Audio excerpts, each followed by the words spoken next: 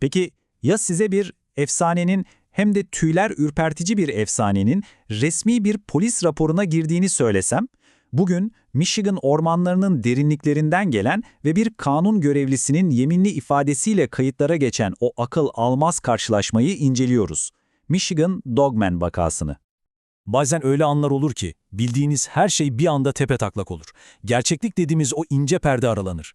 İşte bu hikaye tam da böyle bir anı. Sıradanlığın bir anda paramparça olduğu o geceyi anlatıyor.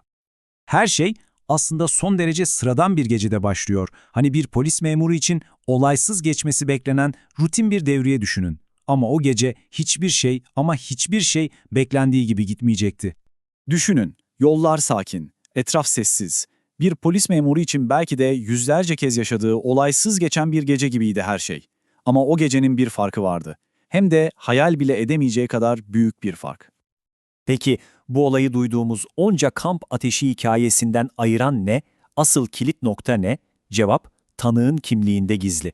İşte şimdi bu raporun merkezindeki kişiye, bu hikayeye inanılmaz bir ağırlık katan o güvenilir tanığa odaklanalım. Evet, bütün hikaye tek bir kişinin, tek bir görgü tanığının anlatımına dayanıyor. Normalde bu bir hikayeyi zayıflatır değil mi? Ama işte burada durum tam tersi. Çünkü o tanık bir polis memuruydu. İşte bu her şeyi değiştiriyor. Karşımızdaki kişi hayal gördüğünü söyleyip geçebileceğimiz biri değil.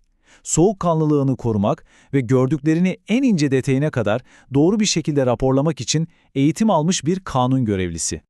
İşte can alıcı nokta tam olarak bu. Bakın, burada bir söylentiden, bir efsaneden bahsetmiyoruz.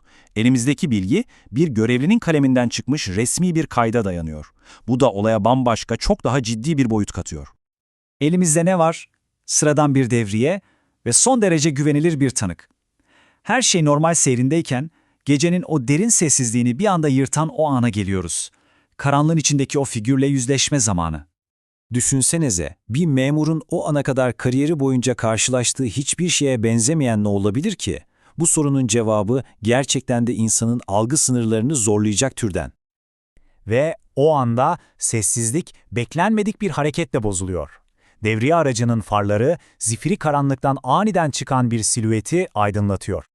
Farların aydınlattığı o silüet bildiğimiz hiçbir canlıya benzemiyordu.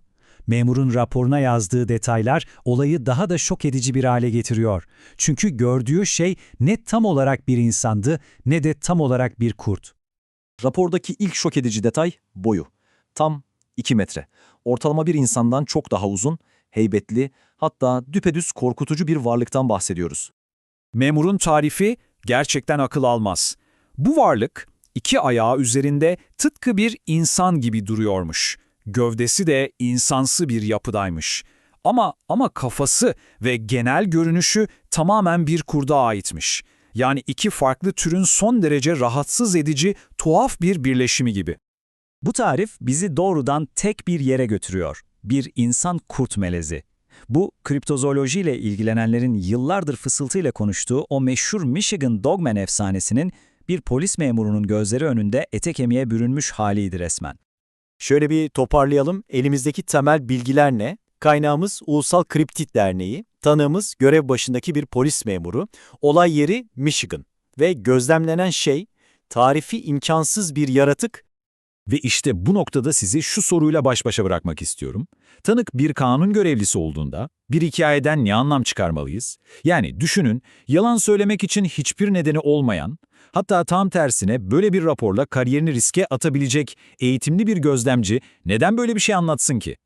Bu soru inancın, güvenilirliğin ve bilinmeyenin tam kesişim noktasında duruyor. Cevaplar belki belirsiz ama gecenin karanlığında bekleyen gerçekler her zaman orada bir yerlerde.